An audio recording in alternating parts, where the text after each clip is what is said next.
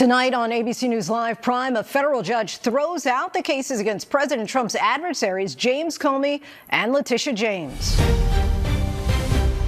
Following a series of missteps, a judge deals a blow to the cases against the former FBI director and New York Attorney General, citing a major oversight by the Justice Department. I'm Pierre Thomas with reporting on what happens in these investigations now. The Pentagon threatens to court-martial Senator and retired astronaut Mark Kelly for appearing in a video reminding American troops they are legally allowed to refuse illegal orders. I'm Mary Bruce with the details on what the president is calling seditious behavior and how the senator is responding tonight. A record number of Americans expected to travel for Thanksgiving this year, just in time for severe storms bringing rain and snow across the country. Ginger Z has the Thanksgiving forecast.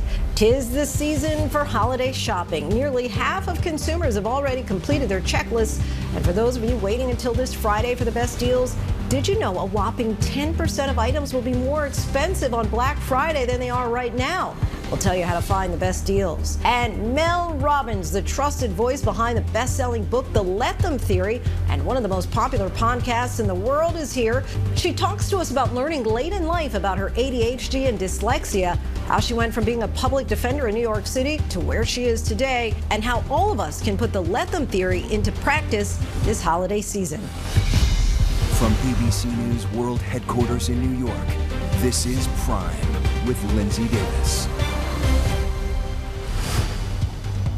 Good evening, everyone. I'm Linsey Davis. Thank you so much for streaming with us. It is a busy Monday night, and we're tracking the potential for holiday travel nightmare with severe weather and storms in the forecast. Ginger Z will have what you need to know on that in a moment. But first, we begin with a federal judge delivering a major setback to the Justice Department in the high-profile cases against two of President Trump's adversaries. Today, the judge dismissed cases against former FBI Director James Comey and New York Attorney General Letitia James. Comey was accused of lying to Congress. James was accused of mortgage fraud. The court ruled the president's hand-picked U.S. Attorney Lindsey Halligan had been unlawfully appointed by the Justice Department. Halligan had no experience prosecuting cases and revealed she never presented the Comey indictment to the full grand jury. And there are new questions tonight about the Comey case, which may have exceeded the statute of limitations. So what happens now? Our Chief Justice correspondent Pierre Thomas leads us off. Tonight, a federal judge dismissing the Justice Department's cases against two of President Trump's political enemies, former FBI Director James Comey and New York Attorney General Letitia James, ruling the president's hand-picked prosecutor, who oversaw both cases, had no lawful authority to present the indictments. I'm grateful that the court ended the case against me, which was a prosecution based on malevolence and incompetence. James saying, "I remain fearless in the face of these baseless charges as I continue fighting for New Yorkers." Judge Cameron Curry finding the prosecutor Lindsey Halligan was not an attorney authorized by law to conduct grand jury proceedings. Halligan, an insurance lawyer who had never prosecuted a criminal case, was a White House aide when Trump named her acting U.S. attorney to, quote, get things moving, after he publicly urged Attorney General Pam Bondi to go after Comey and James. We have to act fast. Halligan took over after Trump forced out her predecessor, Hi, can you speak on your nomination today?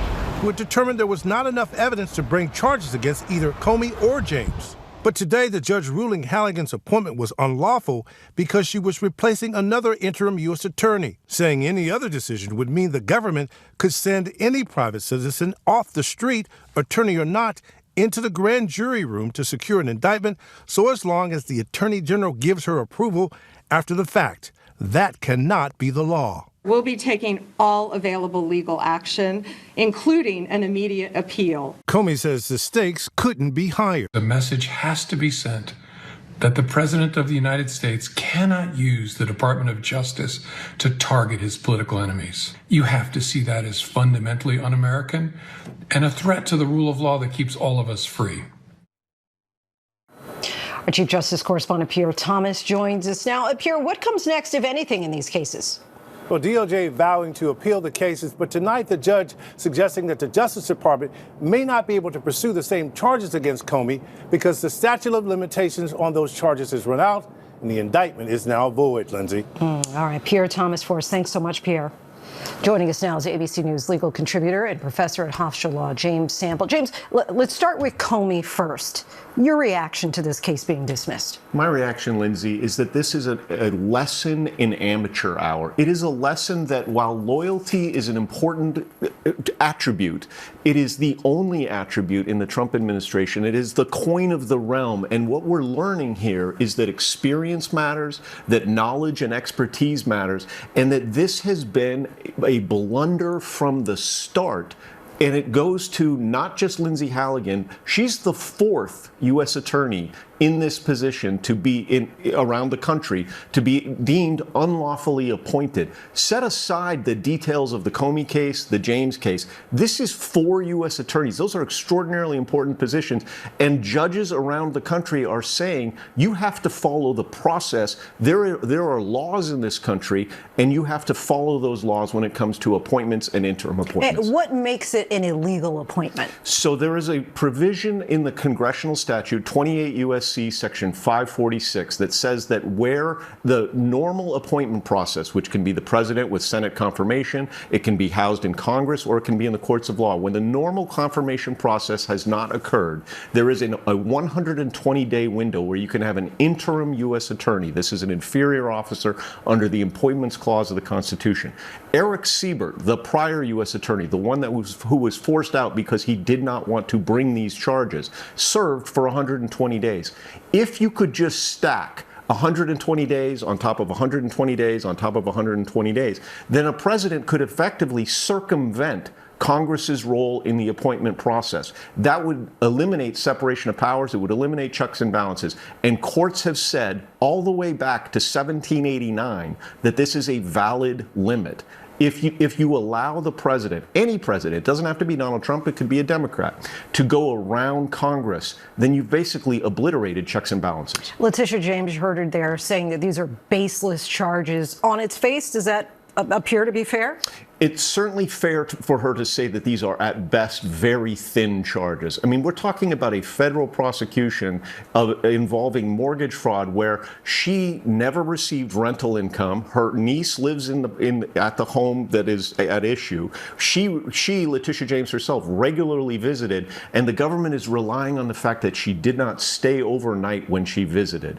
That's not what most people would consider a high priority federal prosecution. Pam Bondi, the Attorney General, has said they are going to appeal immediately. Based on what? With respect to Letitia James, they can, because it was dismissed without prejudice and the statute of limitations has not run, that's a scenario where they can just refile. That's not that difficult. They can get a qualified, properly appointed U.S. attorney and refile against Letitia James.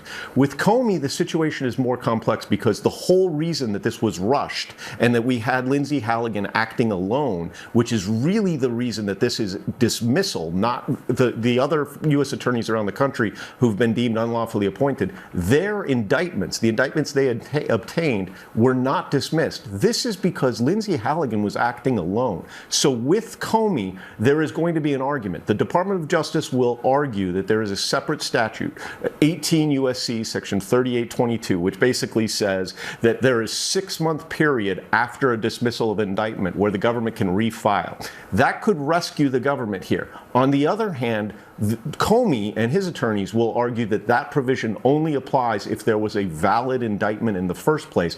And because Linsey Halligan was unlawfully appointed and because she was acting alone, they'll argue that that was entirely void and did not toll the statute of limitations at all. You always break it down for us so well. James Sample, thank you so much for your time. Really appreciate it.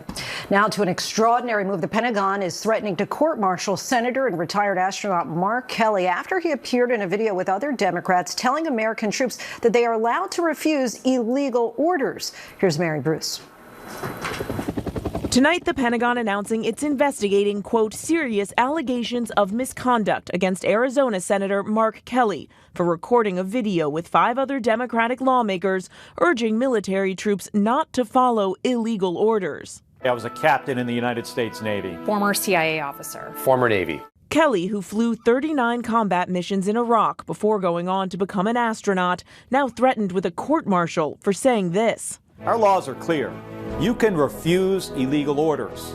you can refuse illegal orders. The president has blasted the lawmakers as traitors, accusing them of seditious behavior punishable by death. He shared another post that said, "Hang them. George Washington would." Kelly, who is married to former Congresswoman Gabby Giffords, who was shot in 2011, calling Trump's comments disturbing. I know a little bit about political violence. My wife, Gabby, was nearly assassinated. She was shot in the head because of political violence. She nearly died. The White House insists Trump wasn't calling for the lawmakers to be executed, but the president making it clear they should pay. Well, I think Pete Hegseth is looking into it, too. I know they're looking into it militarily. And today, Defense Secretary Hegseth acted, calling the video despicable, reckless, and false, adding encouraging our warriors to ignore the orders of their commanders undermines every aspect of good order and discipline. But tonight, Kelly, defiant, posting this picture of the many military medals he's earned, writing, "I've given too much to this country to be silenced by bullies who care more about their own power than protecting the Constitution." Mary Bruce joins us now from the White House. Mary, 6 Democrats are behind that video. Why is only Senator Kelly being investigated? Yeah, Lindsay, of the 6 in this group, only Kelly is being investigated by the Pentagon because unlike the other military veterans, Kelly is retired, he's receiving benefits, and still subject to the Uniform Code of Military Justice. Lindsay. Mary Bruce for us. Thanks so much, Mary. Thank you. Next tonight, we're tracking 2 big storms during what's expected to be another record holiday travel week. Ginger Z has the time and track of the storms in a moment. But first, ABC's Gio Benitez reports from Newark Liberty Airport. Tonight, a powerful line of storms slamming multiple states in the south. That's crazy. Just as the record-breaking holiday travel season kicks off, multiple reports of tornadoes touching down north of Houston. If you've got loved ones in this part of Harris County, give them a call, check in on them. In the storm's wake, sheet metal wrapped around utility poles. This home's roof ripped apart. Doug Simmons lives nearby. Started to hear things pelt the house, and that's when I got concerned, and I called my son downstairs. No injuries reported, but severe weather causing hundreds of delays and cancellations at airports in Houston and Dallas. Across the country, the TSA expects to screen nearly 18 million people in the coming days. Tomorrow and Sunday could be the busiest days for air travel. Today, we went inside the United Airlines Station Operations Center at Newark Airport. They tell me people were eager to fly after the longest government shutdown in history. Right after the shutdown finished, our bookings increased 15%. This man on his way to Florida, flying early to avoid potential disruptions. No delay, and coming in pretty smooth, but it's not Tuesday or Wednesday yet, so that's why I'm flying today. Things are just about to start really picking up. Gio Benitez joins us now from Newark Airport. Gio, how big of an impact are these storms having already? Oh, well, Lindsay, when you think about it, Texas is home to so many airport hubs, right? Houston, Dallas, and those are the airports that are being affected by these storms right now. And these storms are moving east, and that's the concern because tomorrow is going to be the busiest travel day. So keep that in mind. So no doubt more delays are possible throughout the week, Lindsay. All right, good to know. Gio Benitez for us. Thanks so much, Gio. Let's get straight to Chief Meteorologist Ginger Z. Ginger, how concerned should anyone be who's traveling this week? Yeah, I mean, we've had it worse, I'd say that, more widespread, but there are definitely going to be pockets of trouble. So let's start with what's happening tonight. We have about an hour left in this tornado watch that still includes Houston. It's up to Lufkin. You see from Longview, Texas, over to, I'd say, Shreveport, Louisiana, along I-20. That's not going to be an easy drive. Those damaging winds could be within those thunderstorms and could see still a spin-up tornado. Now, tonight, it's going to move through Louisiana, into Mississippi and Alabama tomorrow. That's where we'll find severe storms with the same capability that we saw today. The tornadoes possible, damaging wind again. Birmingham, Alabama, Tuscaloosa, Meridian, Mississippi, all cities that we should mention. And then Louisville tomorrow. You see the heavy rain over them? That's tomorrow morning. So I-64 or 75, if you're trying to leave early, it's going to be rainy down through Cincinnati. And then the rain moves in the afternoon over to Pittsburgh, New York, Philadelphia, up to Boston by the evening. And you see what's happening in Minneapolis. They had record highs over the weekend, and now they're going to be transitioning to snow. So a rude awakening and entrance entrance to your Wednesday, which looks not too terrible. That's a big day for travel, and it's just a scattered shower in the east. But the lake effect snow begins by Wednesday night into Thursday, especially in West Michigan. I come from there. I'll tell you, this Interstate 131 is always a problem when you get those early lake effect snows, and I'm concerned about that on Thanksgiving Day. You'll get western New York, western Pennsylvania with some lake effect. And then on Friday, we start this new storm. It's snowing in Iowa, and you can see the trailing rain down into Texas. Well, by Saturday, it's snow in Chicago. So if you have a flight or if you're trying to do 90-94 through Chicago, that could be problematic. 65 even down, south of Kankakee. And then the heavy rains to the south. Now, if you are traveling I-95, which millions of people live along, and you're doing that on Sunday when so many people travel, the earlier you leave, the better, because there will be rain moving in from west to east that day, Lindsay. People have to pull out these weather maps before they hit the road. Ginger, thanks so much. That's right. President Trump is hinting at possible progress in ending the war in Ukraine, saying, quote, something good just may be happening following talks between Ukraine and the EU. But critics are concerned a new 19-point peace plan heavily favors Russia and Vladimir Putin. ABC's chief foreign correspondent Ian Pannell is in Kyiv tonight with the latest. Ian? Hello? I don't know if you heard that. We're now getting intense Russian bombardment of the capital. We're going to have to take cover. But for all the talk of peace, this is the reality of what Ukrainians have to live with every single night. Understandably, Ian had to get to safety. There are thanks to him and the entire team on the ground there. That 19-point peace plan is now under consideration to put an end to the war in Ukraine. That's down from the initial 28-point plan proposed by the U.S. The specifics of the new plan haven't been released just yet after talks between U.S. and Ukrainian officials in Geneva. But Ukrainian President Vladimir Zelensky says there's still work to be done until a final document is agreed upon. ABC News contributor and national security and defense analyst Mick Mulroy joins us now. Mick, thanks so much for coming on the show. The peace plan has been slimmed down, but Ukrainian and Russian officials have indicated they'd like more revisions. What are the remaining sticking points? Well, Lindsay, it was clear when it was a 28-point plan that it was very much slanted toward Russia and that it left Ukraine very vulnerable in the future for a continuation of this conflict. Hopefully, this 19-point revision took that into account and starts really viewing the war not from Russia's point of view, but from Ukraine's point of view and NATO's point of view, because there was a lot of restrictions on NATO in the original plan.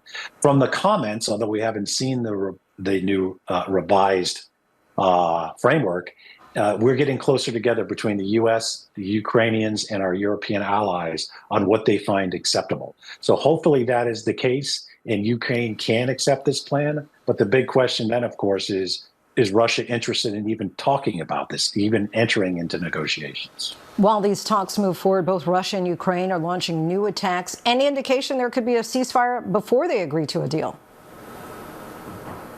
It's unlikely because Russia hasn't seen any consequences from essentially refusing the ceasefire that the United States offered back in March. There was some sanction, but the major sanction bill is still sitting in the Senate. That would have an impact. The frozen Russian assets are still frozen, and the U.S. declined to approve advanced weapon systems like the Tomahawk missile. Those could have put pressure on Russia to come to the negotiation table for a real discussion. But right now, it's unclear whether Russia even wants to have these negotiations or whether they'll just summarily reject this new 19-point plan if the Ukrainians can't agree to it. And on the other side of the world, President Trump has increased pressure on Venezuela President Nicolas Maduro, accusing him of running the drug trafficking organization Cartel de los Soles and placing a $50 million bounty on his head. What do you make of that? And that designation went into effect today. So I think it is to try to remove him as being viewed as a head of state. He was obviously not elected by most international organizations that watched the last election. And now he is the head of a foreign terrorist organization, according to the U.S. State Department. That doesn't necessarily give you the authority inside the United States to conduct lethal action, but it certainly starts heading in that direction. And we're seeing the largest military buildup in the Caribbean now since 1965. So 20% of our naval forces are now poised and ready in the Caribbean should the president, the commander-in-chief, order any kind of direct military action against Venezuela. Mick Mulroy, I always appreciate your insight. Thanks so much.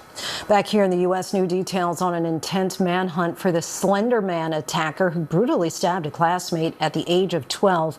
Police say Morgan Geyser was found after escaping from a group home. Here's ABC's Alex Perez with more. Morgan. Tonight, new body camera video showing the moment Morgan Geyser, convicted of brutally stabbing her classmate 19 times as she tried to crawl away in the woods in the infamous Slenderman case, was arrested after escaping from a group home in Wisconsin. She seemed very nervous. She simply told the officer, "Here's my real name. You can Google me and you'll find out who I am." Police say Geyser cut off her ankle monitoring bracelet on Saturday before fleeing on a bus with a 42-year-old friend she met at church. Officers tracking them to a truck stop about 165 miles away near Chicago, where they were sleeping on the ground. I don't want to give you my name. At first, refusing to give her real name. I did something really wrong. Morgan Geyser was convicted with her friend Anissa Wire of luring Peyton Leitner into the woods in 2014, stabbing her 19 times. They said they did it to please the fictional online character Slenderman. Geyser was sentenced to 40 years in a mental institution, but was recently allowed to move into a group home. In 2019, Peyton told David she didn't fear her attackers being released. Do you fear for the day that either one of them is back out in the community? No, because if they ever come near me, they're going right back in. So you don't walk around with that? No. When they get out, I don't think it's going to change my life at all. And Lindsay, Peyton's family says they are safe and working with authorities to remain safe. Wisconsin prosecutors say they will seek to have Morgan Geyser's conditional release revoked. Lindsay? Alex, thank you. Tonight, authorities are ruling the death of a teenage girl found on a Carnival cruise ship as a homicide. Now, the grandparents of the teen who were also on that cruise are talking exclusively to ABC News about what happened that night. Here's our Victor Akendo. The death certificate issued for 18-year-old Anna Kepner on a Carnival cruise earlier this month has been ruled a homicide, according to a copy of that death certificate provided to ABC News by Anna's family. The document says the death was caused by mechanical asphyxia. Kepner's grandparents breaking their silence exclusively to ABC News. I just screamed. I couldn't stop screaming. Barbara and Jeffrey Kepner were on board the 7-day cruise in the Caribbean with their son, his wife, and their grandchildren, enjoying time as a family. Anna staying with her brother and stepbrother in a stateroom, seen here. Do you remember the last time that you saw Anna? We were playing in the casino. She didn't win anything, and she said, "Mima, I love you guys. I'll see you later." And we never saw her again after that. The next morning, an announcement over the ship's broadcast system changed everything. They called for a medical alert team to go to a stateroom. And when they said the number, I recognized the number immediately. The room steward that was going in to clean the room is the one that found her. She was found concealed under the bed. Her cause of death was asphyxiation.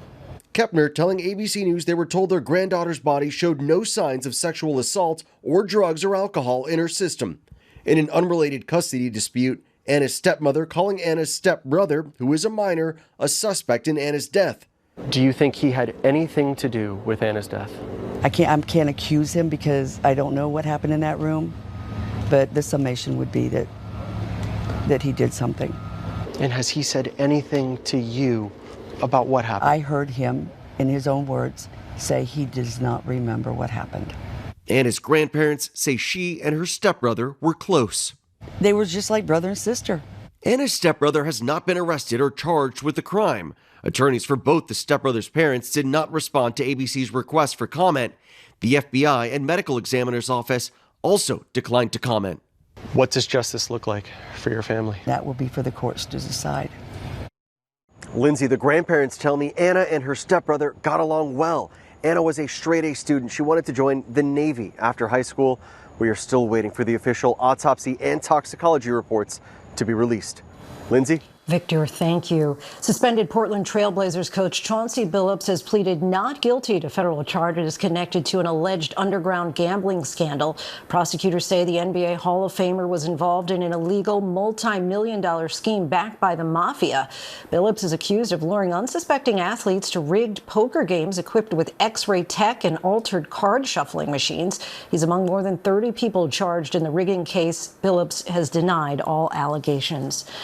A new heartbreak for the Kennedy family. The 35-year-old granddaughter of JFK revealed her terminal cancer diagnosis. She penned an emotional essay reflecting on family and her battle as she prepares for the end of her life. But it's not so much a goodbye as it is a thank you.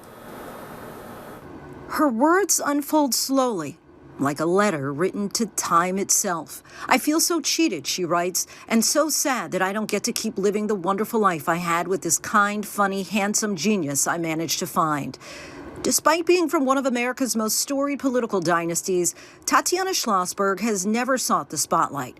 But over the weekend, with a quiet essay published in The New Yorker, she's captured the nation's attention, revealing she's been diagnosed with acute myeloid leukemia with a rare mutation, an aggressive, incurable cancer. She writes, "For my whole life, I have tried to be good, to be a good student and a good sister and a good daughter, and to protect my mother and never make her upset or angry. Now I have added a new tragedy to her life, to our family's life, and there's nothing I can do to stop it." While the daughter of Caroline Kennedy and Edwin Schlossberg has been told she may not live to see another winter, her words do not dwell on despair. Instead, they convey something far rarer, an astonishing sense of gratitude. Of her nurses, she writes, "I have never encountered a group of people who are more competent, more full of grace and empathy, more willing to serve others than nurses. Nurses should take over." Those expecting the 35-year-old to chronicle fear may be surprised to find a catalog of the world's small mercies. To her oncologist, she writes, "He's scoured every inch of the earth for more treatments for me. He knows I don't want to die, and he's trying to stop it." The mother of two says of her husband, George, "He slept on the floor of the hospital. He didn't get mad when I was raging on steroids. He would go home to put our kids to bed and come back to bring me dinner." Schlossberg's words portray a life measured not by length, but by light. Viola Ford Fletcher, the oldest known living survivor of the 1921 Tulsa Race Massacre, has died. Better known as Mother Fletcher, she was one of only two remaining survivors of the massacre. She was just 7 years old when her neighborhood, what many remember as the sprawling Black Wall Street, was destroyed. Fletcher was a lifelong advocate for justice for Tulsa Massacre survivors. She was 111 years old. And tonight, the renowned reggae legend Jimmy Cliff, widely celebrated among the music world, has also died.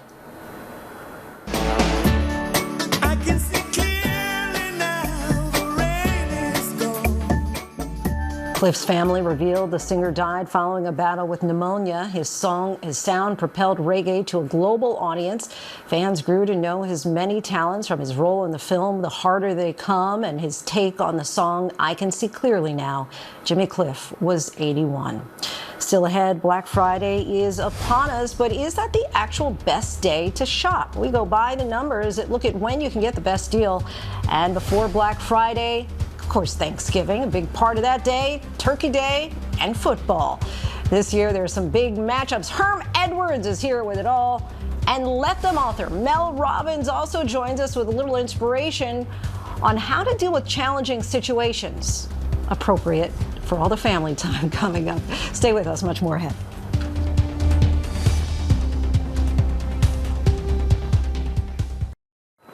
Welcome back, everyone. Friday is, of course, Black Friday, but as many shopping analysts will tell you, it's not necessarily the best day to buy your gifts. If you're monitoring the prices of a gift for yourself or for a loved one, you might want to buy it right now before Black Friday, or in some cases, you may want to wait, or you may have missed the boat altogether when many retailers dropped prices back in October. Here now is Black Friday by the numbers. Whether it's brick and mortar or online, armies of shoppers will be out in force on Black Friday.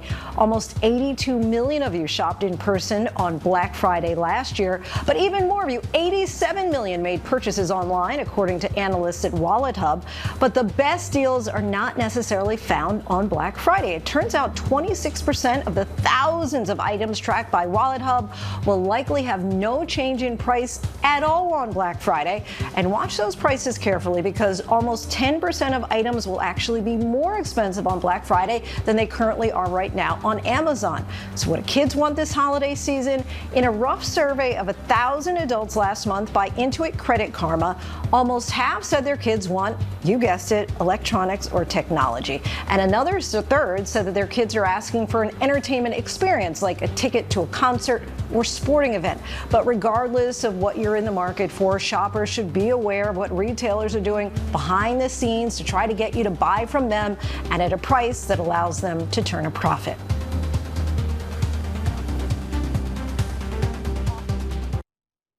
Retail analyst Heatha Herzog. Heatha, always good to have you. When I think holidays, I think Heatha. I feel like we always have you this time of year talking about retail. Explain just the dynamic pricing and surge pricing, the concepts behind those two. Right. Well, dynamic pricing has always happened, right? Retailers apply this because it really is about supply and demand, right? Econ 101, when demand is high and supply is low on a product, all of a sudden the prices go up on that. When you apply things like tech stacks, and I'm getting into the weeds, but if you apply technology to that, now retailers are able to make those pricing changes in a moment's notice. 20 years ago, you couldn't do it. You got what you got, and you don't get upset, right? You get what you get, you don't get upset. Now, because of this technology and things are moving at such fast pace, retailers can change that price based on what is available and what is not. Now, how does that impact the consumers? Well, 38% of consumers are already feeling financially stressed, right? According to this study done by Afterpay. So consumers naturally want to know how they're going to spend their money, how to save. And consumers, because of this dynamic pricing, you don't really know what the prices are going to be for Black Friday versus what you saw November 1st versus what you're about to see December 10th. It's all changing. And retailers can also change the pricing based on your browsing habits, even your location? Yeah, this is the dirty little secret, right? So you are readily giving away your personal data, whether you know it or not, right? I have my I'm not going to say her name because she's going to go off. But when you are walking around with your browsers on, stores are able to track that data, and they are using that specifically to target you for advertising. They know exactly how much you're spending, how much, where you're going, when you like to shop. So sometimes you might find a dynamic ad with a percentage attached to it. Maybe it's 11 o'clock. Maybe they know that you like to apply retail therapy to yourself. So you might get an ad that says, hey, you seem a little down. How about 40% off this product that you were browsing? So consumers being aware of that, they should know that you might get those ads. Those changes are happening almost hourly in some cases. So if you see something that you think that maybe that doesn't fit into your budget right now, literally wait a couple hours. That could change. It's like the weather in New Mexico. I'm from New Mexico. For everyone out there in New Mexico, if you don't like the weather, wait 2 seconds. The weather's going to change. Any tools in our last few seconds here that you would recommend for online shoppers? So there are a couple apps. They're hilarious names. Camel, specific to Amazon, right? But it'll switch around you can actually check the pricing on that. Also, Keepa, that is actually extremely robust data that's tracking about 4.8 billion products. And PayPal Honey, which is from PayPal, but also not only tracks the prices and it can send you alerts, but can also send you coupons. So these are sort of the must-haves I have on my phone because I'm tracking prices, but having that makes you kind of more aware as a consumer. Super helpful. Heatha, always good to have you. Happy Thanksgiving. Happy Thanksgiving to you. Thank you. Coming up, my conversation with one of the more popular self-help experts of our time, Mel Robbins. She gives us a cheat sheet on her best-selling book, The Let Them Theory. And an untouched ancient sarcophagus from Roman times was unearthed in Budapest, Hungary. Just what exactly did archaeologists find? Stay tuned.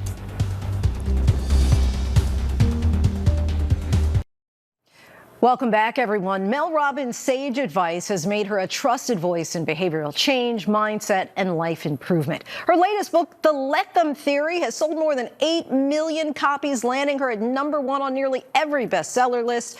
And her Mel Robbins podcast is one of the most popular podcasts in the world. In a sneak peek of her all-access interview airing tonight after Prime, Robbins speaks freely about her childhood and how she went from being a public defender in New York City to the highest heights of self-help around the world.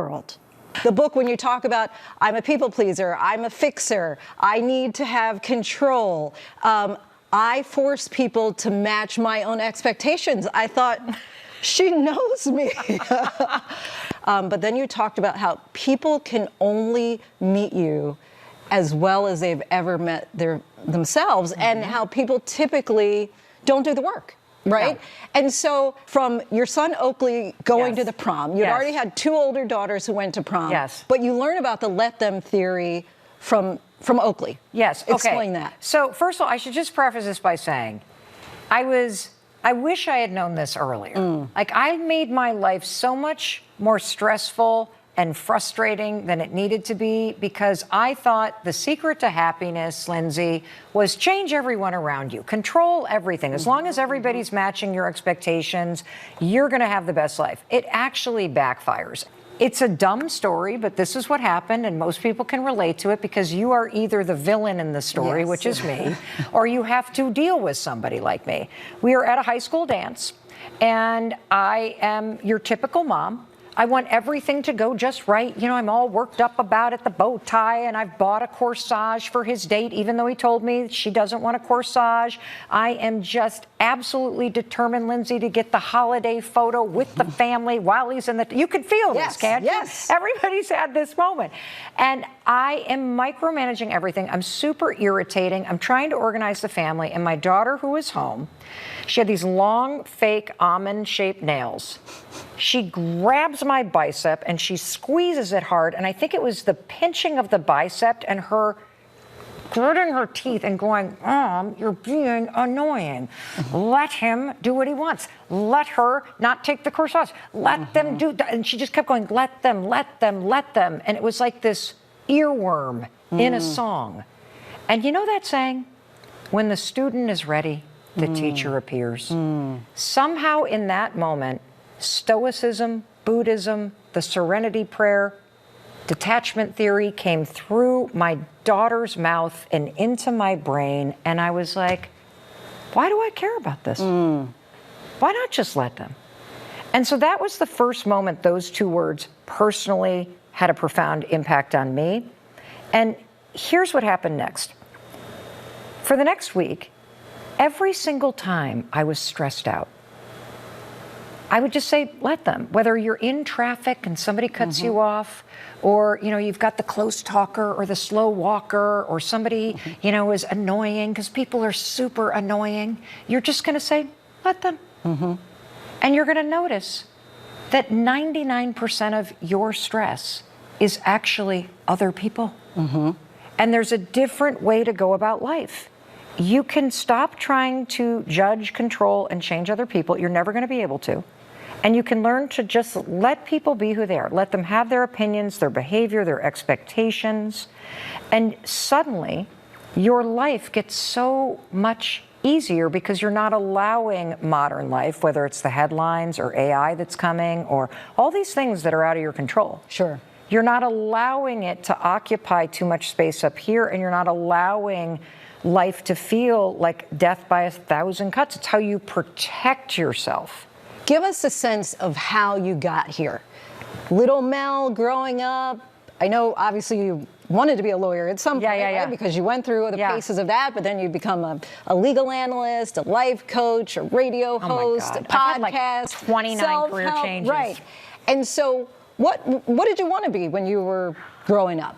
Well, you know, my mom and dad were very seminal in terms of making me see how important it is to care about other people and be interested in other people. I grew up in a very small town in the Midwest.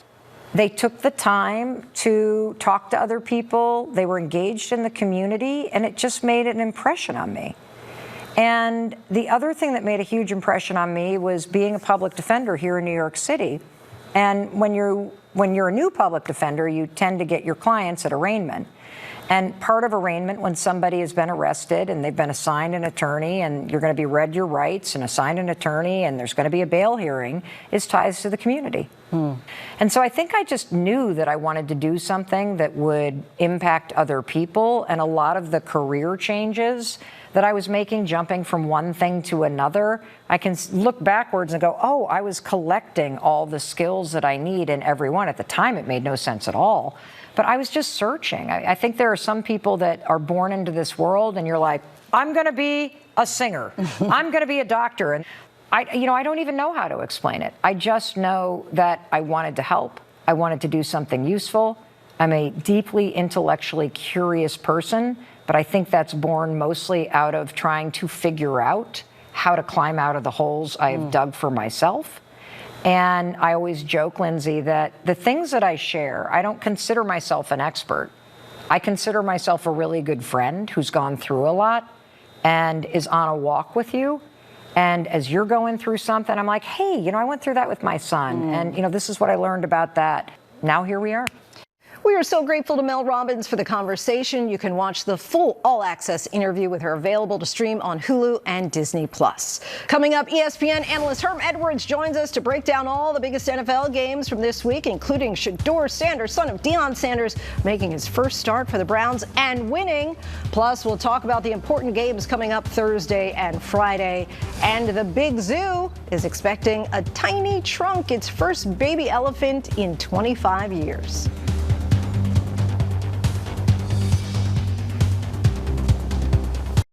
A home is left in pieces after an explosion. Actor and rapper Donald Glover reveals a private health struggle and a new addition in Washington, D.C. These stories and more in tonight's Rundown. A gas explosion destroyed a home in Albuquerque, sending one person to the hospital with serious injuries. A home next to the destroyed property was also badly damaged, and the residents of that home will be displaced until crews verify the structure is safe. Officials say people miles away reported feeling the forceful blast and say it shook their homes. Investigators have not yet determined the cause.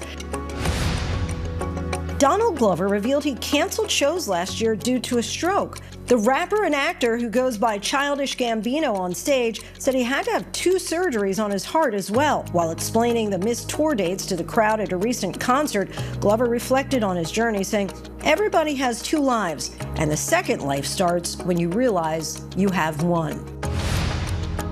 NASA and Boeing have agreed to keep astronauts off their Starliner program until more trials are done to prove its safety. The move comes 8 months after astronauts returned to Earth after being stuck aboard the International Space Station 9 months longer than planned due to an issue with their return ship that occurred after docking. NASA says the trials will be unmanned and carrying cargo on board. A long-dormant volcano has just erupted for the first time in recorded history. The Haile Gubi volcano in northern Ethiopia erupted for the first time in at least 12,000 years early Sunday morning, according to Volcano Discovery, a website that tracks active volcanoes around the world. The eruption spewed large plumes of ash and smoke over Ethiopia and across the Red Sea toward the Arabian Peninsula. The last known eruption at Haile Gubi was previously listed as unknown, according to the Smithsonian Institution. A well-preserved sarcophagus dating back to ancient Roman times was unearthed in Budapest, offering a glimpse into the life of a young woman who lived in the bustling Roman settlement nearly 2,000 years ago. Archaeologists found the buried sarcophagus untouched, containing the body of a young woman alongside dozens of artifacts, including glass vessels, bronze figures, and hundreds of Roman coins. Researchers will soon examine the remains and hope to find more artifacts buried beneath the mud that encased the sarcophagus. And some good news, a tiny trunk could soon be making its debut at the Smithsonian's National Zoo in Washington, D.C., where an Asian elephant is expecting the first calf in nearly 25 years. Asian elephant pregnancies typically last 18 to 22 months. The Washington Zoo expects the calf to arrive sometime between mid-January and early March. The birth would be significant for the endangered species. Fewer than 50,000 Asian elephants remain in the wild, and both parents' genes are not widely represented in zoos. We are now 3 days away from Thanksgiving, and families are getting ready to enjoy each other's company, eat some good food, and yes, watch some football, which means it's time to get you ready for the week ahead. And our Hangin' with Herm segment, ESPN analyst and former NFL head coach Herm Edwards. Welcome back to the show, Coach. Thank you. We saw a lot of exciting and close games yesterday. 3 games went into overtime. We'll get into those in a moment. But first, we have to ask you about Shedeur Sanders winning his first game as Cleveland Browns quarterback, defeating the Raiders. He became the first Browns quarterback to win their first career start since 1995. What impressed you most about Sanders? Well, his energy, and I think it permeated all through the football team. They were excited about having him play quarterback, and then once you start playing quarterback, can you win the game? And obviously he was able to do that yesterday. Made some really nice throws at times. Made the things that he was supposed to do. And I think this team really kind of enjoyed watching him play. And I think if you were a fan, you enjoyed watching him play. There's this great throw here.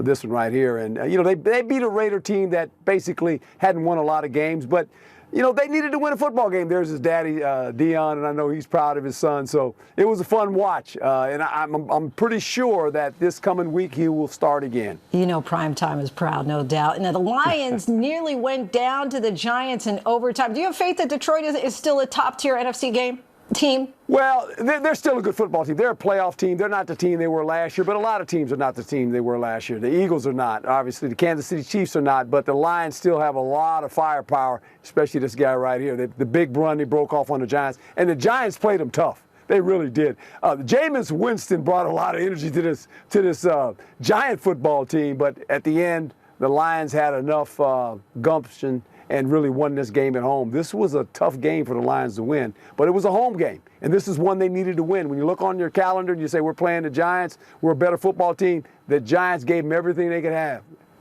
We saw the Chiefs secure an elusive comeback victory in OT against the red-hot Colts. Do the Chiefs have their mojo back? Well, I think yesterday you saw Patrick Mahomes. He put the team on his back and said, we are not going to lose this football game. And what I saw yesterday, when you watch this offense, this is what they were able to do. They hit 9 passes of 15 yards or more. That's the Chiefs. Their defense has been playing steady all the way through this. But yesterday, their offense came alive. So now all of a sudden, the Chiefs, they're back. You're going to have to knock them out. Both the Lions and the Chiefs play games on Thursday. Some exciting matchups there. Packers versus Lions and the Chiefs versus a Cowboys team fresh off beating my Eagles. What in the world? And the potential return of Joe Burrow against the Ravens. What are you looking forward to this week in particular?